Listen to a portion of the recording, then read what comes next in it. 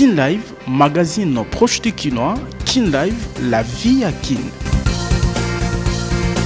Kinshasa Afrika pe mokili mbote pe matondi ya koyeba ete bozali ebele liboso ya betando pona kolanda magazine proche de Kinois Kin Live basangana mokuse yango yo mokonzi ya mbula matadi Jean-Michel Sama Lokonde Kenge asili kokoma samedi oyo na Kalene etuka ya Sud Kivu pona komema lisungi ya mbula matadi na ba victime ya makama ya ba inondation ya mai ya mbula oyo memaki milimo ya bato 500 mokoka Moïse Katumbi Chapwe azali tribaliste te pe akotikala kozala tribaliste te etumba azali kobunda ezali pona kobikisa peuple congolais oyo ezali konyo kwa manzoka nde ezali na nyonso maloba ya secrétaire général ya Ensemble pour la République honorable Dieudonné Bolengetenge liboso ya bapandi sango mbula matadi ekolo Congo démocratique et bien kondima projet ya mobeko etali répartition ya ba siège etali samaki na libako ya conseil de ministre extraordinaire ekamba ki mokonzi ya mbula matadi Jean-Michel Sama Lokonde Kenge oya bengi ba warrior azali kokamba ya komipesa na mosala pour l'intérêt ya population congolaise simeko contrôler ville Kinshasa et couleur des Afrique pe mokili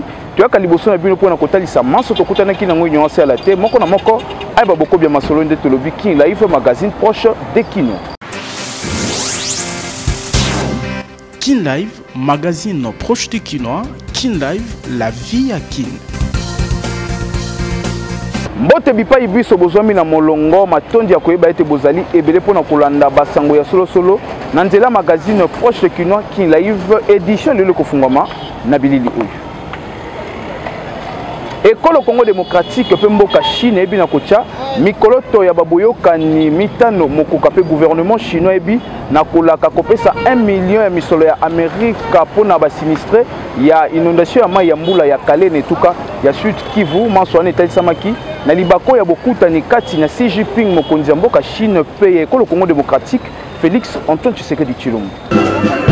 Na lokumu ekoka na bakonzi nde tata mokonzi ya ekolo Congo démocratique Félix Antoine Tshisekedi Tshilombo o azalaki elongo na molonga ni na ye Denis Nyakiru ayambamaki na kokoma na ye na grand palais du peuple ya Beijing na homologue na ye ya mboka Chine Xi Jinping o pe azalaki elongo na molonga ni na ye Peng Liyuan. Nasima ba nationaux ya Chine pe RDC betaki 21 coups de canon pe likolo ya tapis rouge Félix Tshisekedi Tshilombo elongo na Xi Jinping basalaki passage en revue ya mapinga ya Chine kolonga wana bakonzi ya bikolo oyo mibale babendanaki mwangonga na masolo ya tête à tête pe na sima bayanganaki elongo na ba membre ya mbula matadi ya bikolo na bango pona kokembisa boyokani oyo ezalaka deja malamu kati na ekolo Congo démocratique pe République populaire ya Chine. Na maloba na ye Xi Jinping ayebaki na kofelicite bokasi pe lolenge balamu ya kokamba ya homologue na ye Félix Tshisekedi Tshilombo uta azwa ebonga ya bokambi RDC kasi na kombo ya population chinoise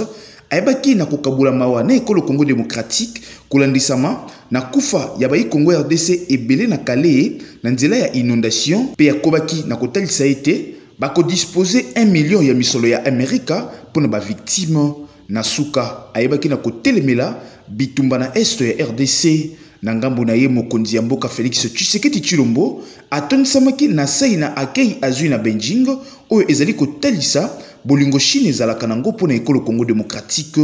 akobaki na kotalisa ete mobembo na ye na Chine ezalaki pe na tina ya kosenga soutien ya Chine oyo ezali membre ya conseil ya sécurité ya Nations Unies na tina ya kopesa bitumbu esengeli na Rwanda oyo ezali kobundisa RDC na nzela ya batomboki ya 23 RDF wapi baimboka ebele babongisa bomoi ngonga ya motuya yaki ya basignature ya bakor kati na RDC pe Chine wapi mitano mokoka ezalaki signé yambo na mambi matali investissement pe exploitation écologique ya ba ressources naturelles ya mibale etali échange pe coopération na matière d'information ya misatu coopération pour le développement ya économie numérique ya minei promotion pe développement ya croissance verte pe ya suka etali boyokani kati na ba chaîne nationale ya ekolo Congo démocratique RTNC pe ya Chine CGTN boyeba ete manso esukaki na esengo pe tata mokonzi ya ekolo Congo démocratique Félix Tshisekedi Tshilombo kolongo na ye na Beijing akokende Hong Kong Pékin pe ba ville misusu ya Chine kaka pona intérêt ya ekolo Congo démocratique mboka azali kokamba tolobi Tiboko Yoka. Kin Live, magazine proche de Kinois. Kin Live, la vie à Kin. Mokonzi Assemblée nationale Christophe Mboson Kodia ebina koyamba samedi 27 mai oyo nantako ya mosala délégation ya ba députés fédéraux ya Belgique oyo batambo na bokambami ya présidente ya commission relations extérieures ya parlement belge na masolo kat na mokonzi ba kelemi beko suku ya ekolo RDC pe délégation ya ba députés fédéraux ya Belgique oyo bazalaki conduit na ambassadeur ya Belgique na RDC mambi matali ko manyola na mozindo ba projet pour na coopération internationale pe boyokani kat na bikolo oyo mi balende simbaki masolo na audience oyo basolo li pe lisusu mambi matali ko kembisa bonde ko pe boyokani kati na parlement belge pe parlement ya RDC lisusu situation sécuritaire ya est ezanga kite ko manyolama na suka ya masolo liboso bapanzi sango mokambi ya délégation ya ba députés fédéraux ya Belgique atali siete tango nyonso ekolo Belgique et bundaka pour l'intégrité territoriale ya ekolo RDC na ngambo na ye Christophe Mboson Kodia mokambi Assemblée nationale ekolo RDC atali si motuya ya ekolo Congo démocratique ya koliki na soutien ya ekolo Belgique pour na RDC kolandisama bondeko ya tango molai kati na bikolo oyo mibale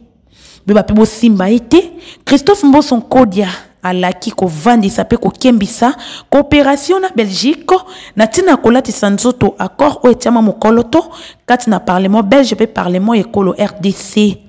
tolobi tibokoyoka Kin Live, magazine proche du Kinois. Kin Live, la vie à Kin. Que Jean-Michel Samalokonde Kenge asili kokoma samedi oyo na Kalene tuka ya Sud Kivu pona komema lisungi ya mbula matadi na ba victime ya ba inondation ya mai ya mbula oyo ememaki milimo ya bato 500 mokoka. Par son excellence Monsieur le Président de la République de venir particulièrement ici sur le territoire de Calais pour compatir avec nos compatriotes qui ont connu cette catastrophe qui a amené à ce que nous puissions déclarer le territoire de Calais zone sinistre. Parmi les rapports qui nous avaient été donnés par la première équipe que nous avions envoyée des affaires sociales, du développement rural ainsi que de la ministre de l'Emploi, nous avions déjà reçu un rapport comme quoi il y avait une coupure de la route RN2 qui empêchait le trafic entre Bukavu et Goma et qui empêchait aussi d'acheminer en réalité l'assistance à apporter ici. Et donc le signal à donner, c'est que nous sommes venus apporter cette réponse qui nous avait été donnée par l'OVD, de mettre les moyens de manière à ce que nous puissions avoir la route réouverte une fois de plus et au bénéfice bien sûr des populations du territoire de Calais. Donc nous sommes venus particulièrement pour d'abord apporter ce message de réconfort, mais ici pour cette question de la route qui avait été coupée et ces travaux qui vont démarrer dès ce jour après mon passage pour permettre à ce qu'on puisse joindre les deux villes et surtout acheminer les besoins qui sont attendus ici à Calais, particulièrement à Bouchouchou. Voilà, merci. Kin Live, magazine proche du Kinois. Kin Live, la vie à Kin. Bokomi na ye na Goma yambo ya konyata mabele ya Kale na tina komema lisungi na ba sinistre ndezalaki libaku malamu pona mokambi ya mbula matadi Jean-Michel Samalokonde ya kokamba pona mbala ya misatu réunion sécuritaire na tina ko évaluer situation sécuritaire pe humanitaire ya bituka ya Nord Kivu pe Ituri où ezali sous état de siège. Premier ministre Jean-Michel Samalokonde ayebi na koyamba na audience samedi 27 mai oyo gouverneur militaire Constant Ndima pe ba service nyonso ya sécurité etuka oyo ya Nord Kivu Asoli Pelisusu na gouverneur militaire ya Ituri général Johnny Luboya et longona ba service ya sécurité ya province oyo ba humanitaire internationaux oyo ba accompagné na Mobembo pe ba députés nationaux et longona ba membre ya gouvernement d'Akissa ministre d'État en charge ya budget, ministre d'État ya développement rural, ministre ya industrie, ministre ya travail pe prévoyance sociale, pe vice-premier ministre, ministre intérieur pe sécurité. Soki situation sécuritaire ya Ituri komi kotambola malamu, boye ba pe bo simba ete na Nord Kivu kokoso ezali makasi kolandisa mabitumba ko uta na batomboki pe bo matia motango ya ba déplacés de guerre likambo oyo ezosenga mikano ya malonga ekoka kozwama pona kopesa makoki na mapinga ekolo Congo démocratique ya kosukisa kokoso oyo ya bitumba talatina na libako ya audience oyo moko na moko aibi kotalisa ba recommandation pona kobimisa mboka na crise oyo na mokonzi mbula matadi Jean-Michel Samalokonde tolobi Tibokoyoka.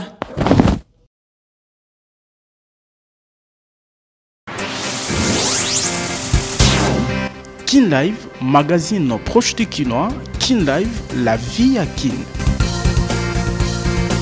Tikala kaka na mambi matali gouvernement école Congo démocratique pour na koyebisa na bino ete mbula matadi école Congo RDC bina kondima projet ya mobeko etali répartition ya ba siège etali samaki na libako ya conseil de ministre extraordinaire ekamba ki premier ministre Jean-Michel Sama Lukonde Kenge oyo pe abengi ba warrior azali kokamba ya komatisa lisusu bokasi na mosala bazali kosala pour l'intérêt ya population congolaise. Na libako ya conseil de ministre extraordinaire ekambaki mokonzi ya mbula matadi ya ekolo Congo démocratique Jean-Michel Sama Lukonde Kenge gouvernement ya RDC ebina kolonga mekano pona intérêt ya mboka kolandisama na ba sujet nyonso ezalaki débattu ndakisa na mambi matali maponami mbula matadi ebina kondima projet ya mobeko etali répartition ya ba siège seni ebaki na ko déposer uta le 21 mai 2023 na maboko ya gouvernement kasi na o etali ba territoire mibale ya etuka ya Nord Kivu Masisi pe Rutshuru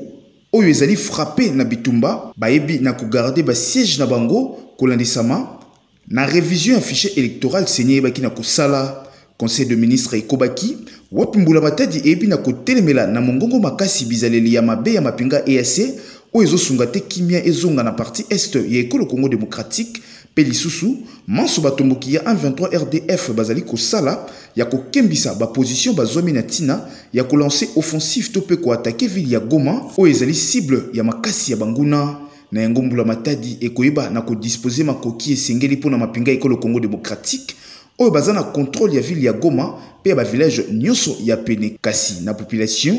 mbula matadi ebi na kosenga bayeba na ko collaborer longo na ba FRDC pour la mambi matali situation sécuritaire na Kwamut etuka ya Kwango Kenge pengo wa mokonzi Kinshasa mbula matadi ebi na kotalisa ete 279 milices mobondo bautaki na ba village ya Kinsele Fumunketo Bukana pe Kizano batiamaki maboko kolandisama na opération militaire ya Kafu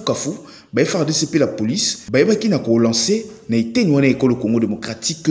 boy ba été gouvernement ya ba warrior balaki kosala manso pona kobongola lolenge ya kobika ya ba Congo démocratique pe kopesa maboko na seni ya kolonga kolengela maponami engebene buku likonzi ekolo Congo RDC Telubi Tiboko Yoka.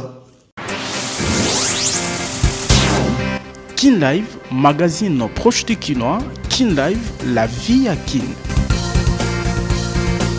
Moïse Katumbi Chapwe ezali tribaliste te pe akotika la kozala tribaliste te etumba azali kobunda ezali pona kobikisa peuple congolais oyo bazali na pasi nzoka nde bazali na nyonso maloba ya secrétaire général ya Ensemble pour la République honorable Dieudonné Bolenge liboso ya bapandi sango samedi oyo. Na mongoko makasi pe elobeli ya bakonzi, secrétaire général ya Ensemble pour la République honorable Dieudonné Bolenge a telemeli maloba ya lokuta pe ya diabolisation bayi pouvoir bazali kokoba kobimisa contre président na ye honorable Moïse Katumbi Chapwe kobanda na likambu ya non homologation ya bastade ekolo Congo démocratique na CAF koleka na bomati pe kobunga ya semuli ya masango likambu ya insécurité ya est kino na maloba ya secrétaire général ya UDPS oyo atalisi ete soki Moïse Katumbi azali kobundisa Félix Tshisekedi ezali pona appartenance ethnique ya mokonzi ya mboka lokuta monene elobi numéro 2 ya Ensemble pour la République o azalaki samedi 27 mai liboso ya bapanzi sango pona Dieudonné Bolenge Moïse Katumbi azali tribaliste te soki mosapi ezolakisa sanza bakréter baotala mosapi quand les doigts montrent la ligne l'imbécile regarde les doigts. Katumbi veut que nous allions dans la bonne direction. Mais au lieu de regarder la direction qu'il indique pour Tobika, parce qu'il a fait la démonstration de ça. Au commune à Bilangane, nous avons 12 000 hectares de maïs et Zokendebou. Au lieu de limiter pour que ça se fasse comme ça partout, on dit non, c'est lui qui est à la base de la pénurie. Au lieu de regarder on les regarde de lui. Tribaliste, il n'est pas là-bas. Les accusations d'appartenance ethnique, on n'est pas là. Je viens de vous démontrer que Katumbi ne travaille pas avec les gens de son ethnie. Je ne suis pas de son ethnie. Moi. Kamitatu n'est pas de son ethnie. Salomon Kalonda n'est pas de son ethnie. Chéribé Okene n'est pas de son ethnie. Christian Moindre n'est pas de son ethnie. Lili Masikini n'est pas de son ethnie. José Ndundo n'est pas de son ethnie. Je peux continuer la liste. Je connais tous les responsables de notre parti. Kolobelaka etumba pona kozwa mapona mia solo wapi peuple congolais akopona bakonzi o alingi pe etumba ya kopesa peuple ba condition ya vie o ezali malamu Dieudonné Bolenge Tenga atalisi ete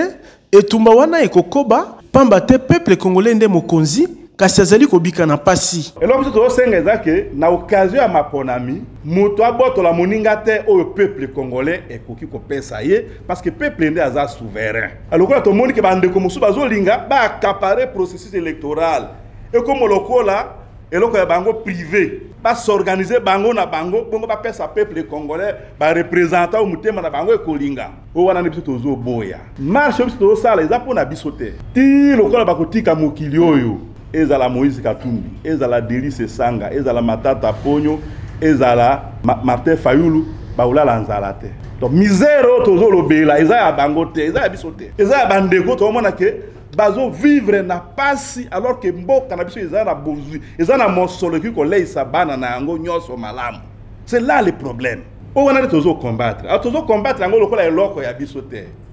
ba manifestation tozo sala ezali tozo pesa occasion na ba Congolais baza komona pasi bayeba ke baza na mwa ndambo ya bokonzi na mboka oyo babima na libanda baya ko exprimer indignation na bango te ba mériter soro wana te. Honorable Dieudonné Bolenge Tenga akobaki kobakisa ete Moïse Katumbi pe Ensemble pour la République bazali na makoki akosa la campagne électorale malamu bango moko kasi bazali na posa lisungi ya UDPS te. Tolobi Thibaut Koyoka.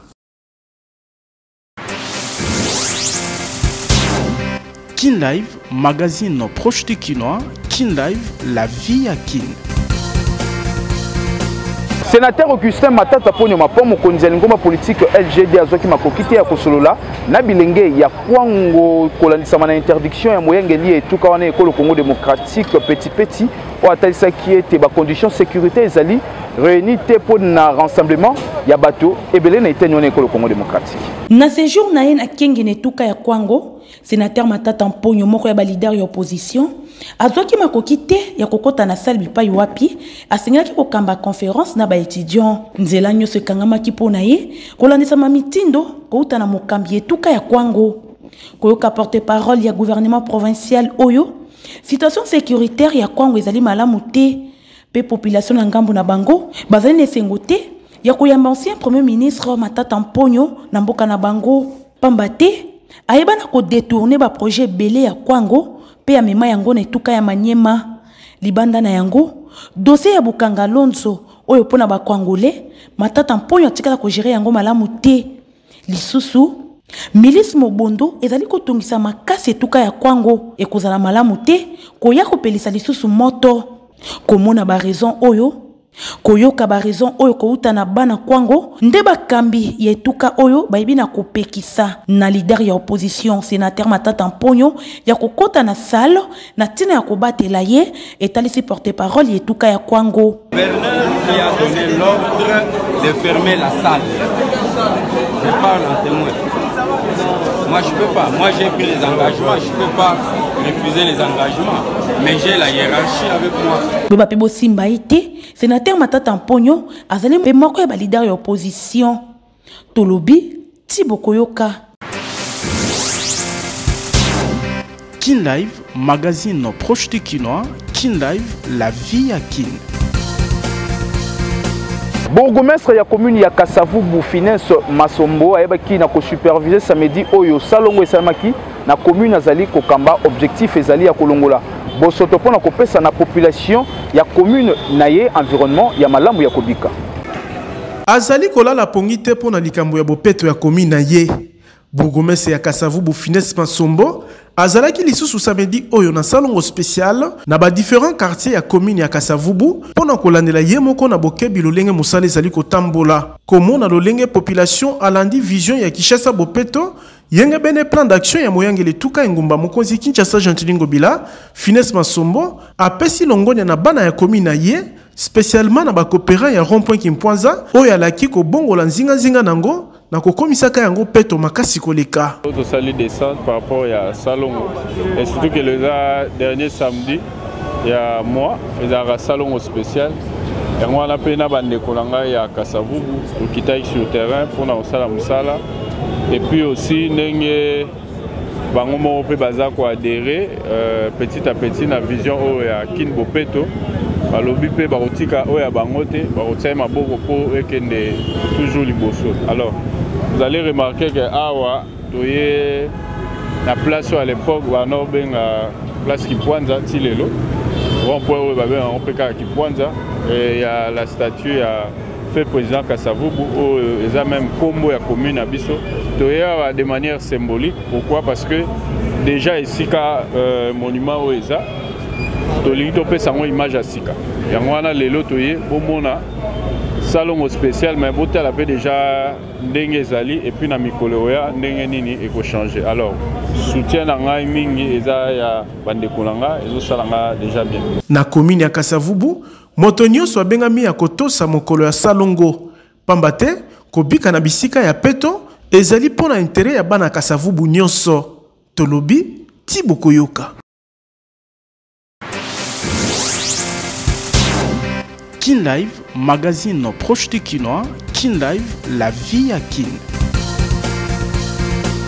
Fondateur du complexe scolaire Mama Pemba dans le quartier Bikanga na commune ya Kisenso, honorable Nerombu Azali déterminé ya kotombola été lo kitoko oyo na kobakisa ba salle de classe moderne pe ba atelier ya sika atalisaki yango na liangani akambaki samedi oyo na ba administratif ya école.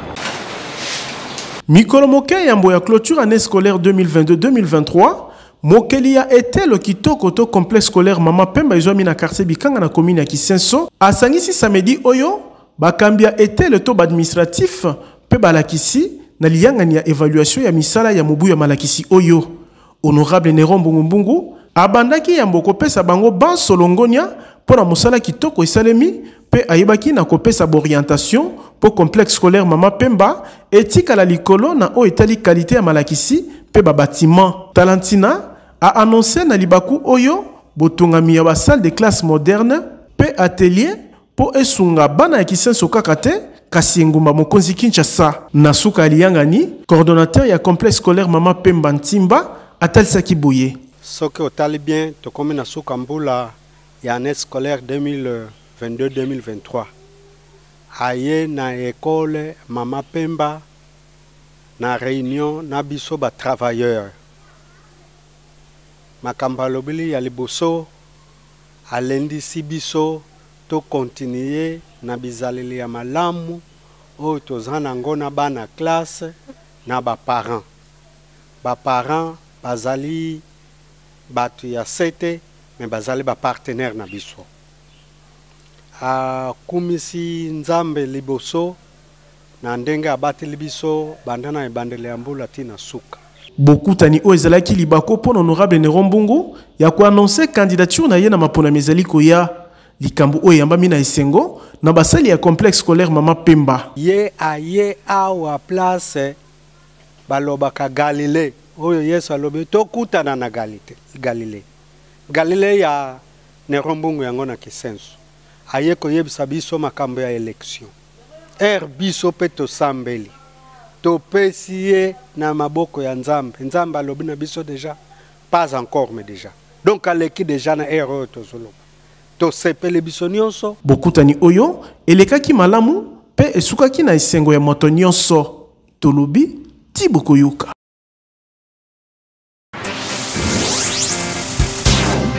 Kin Live, magazine proche du Kinois. Kin Live, la vie à Kin.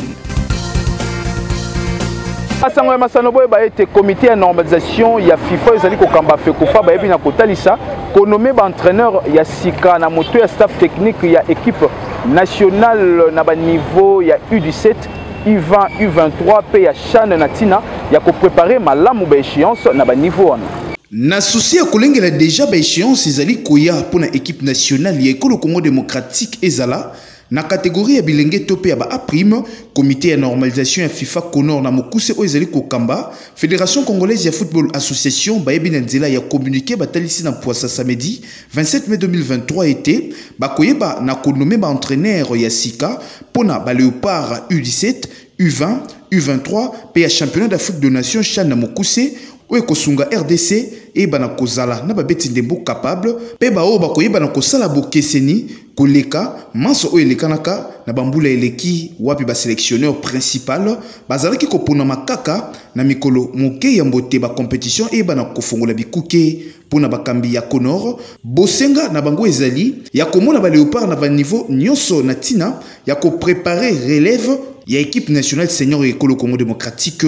manso ekosunga kobimisa ba Arsène Zola, Peter Motomosi, William Balikwisha, Jackson Muleka pe misusu ya lobby oyo bakotombola bendele ya équipe nationale ekolo Congo démocratique kaka na libako wana comité ya normalisation et tel si était conférence de presse ya sélectionneur principal Sébastien Desabre et kolengela lundi 29 mai 2023 na siège ya Fekofa na ngonga ya 14h to lobby Thibaut Koyoka.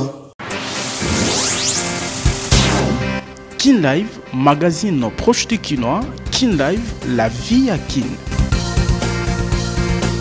Ozali na pasi ya minu pe ya misu solution saison mauta kala na bokasi ya fondation Oila o memela bino centre hospitalier Sainte Marie Médicale na 15 000 francs ya pambozo ya malamu. C'est fini inaisha imene kwa jik, c'est-à-dire esili likambo komi tungisa pona bokono ya misu pe minu na Kinshasa.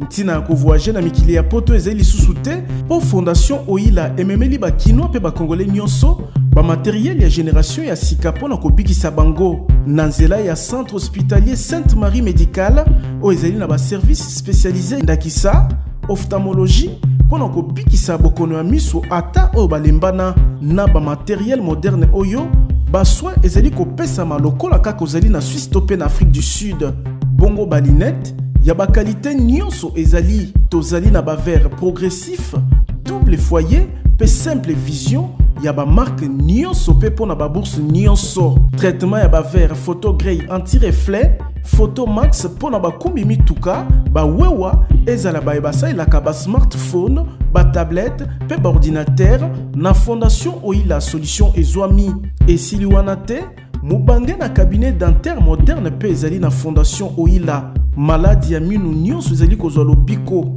na ba équipement ya nouvelle génération ndakisa fauteuil moderne oyo ovandi lokolo matina cheval pasi kutu bosana lobiko ezali koya chirurgie dentaire ya sorte nyonso ezali kosalama minu ekatana osekaka lisusu te awa minu ezali kozonga mobimba pamba te ba prothèse ya ba forme nyonso ezali kosalama soki minu ekoma salite bazali kosukola pe blanchisserie dentaire ezali minu ezonga kongala lokola mapata radio dentaire pe ezali centre hospitalier Sainte Marie Médicale ya fondation Oila ezali na imagerie médicale c'est-à-dire radiologie pe échographie ezali ko salama kitoko nyonso na prix ya bana mboka adresse tozali na rond-point Ngaba en face ya station Kobil esika bazwaka transport ya Zando maladi na yo kwa jik esili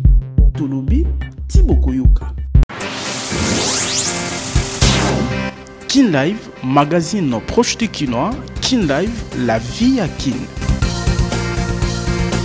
Proche de Kinois, Kin Live, ya mokololelo suki totondi bino botondi bino baye banso bozala ki liboso betando pona kolanda yango soki bosepela ki édition mokololelo bopesa merci na Fabrice Bengwa zaki na sima ya caméra pe na équipe mobimba ya rédaction na bokamami ya coordonnateur Kadafi Mbumudi kasi ya mboteto kabwana bino tika totombela mbotama elamu na pasteur Deki Niembo azali ko souffler du moko de plus na bomo na équipe mobimba ya Kin Live tombeli mbotama elamu pasteur Deki Niembo pe topesi mbote ya lokumu na honorable Alain Boyika autorité morale azali ko pesa maboko na développement ya ba jeune école Congo démocratique ngana bino tokutani lobi na basango ya sika.